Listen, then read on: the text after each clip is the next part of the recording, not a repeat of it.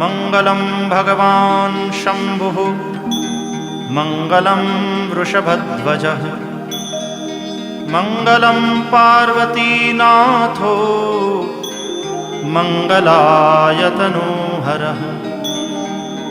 सर्वमङ्गलमाङ्गल्ये शिवे सर्वार्थसाधिके शरण्ये त्र्यम्बके गौरी नारायणि नमोऽस्तुते। अथ मन्त्रपुष्पाञ्जलिः। ॐ जग्नेन जग्नमयजन्त देवास्तानि धर्माणि प्रथमान्यासन्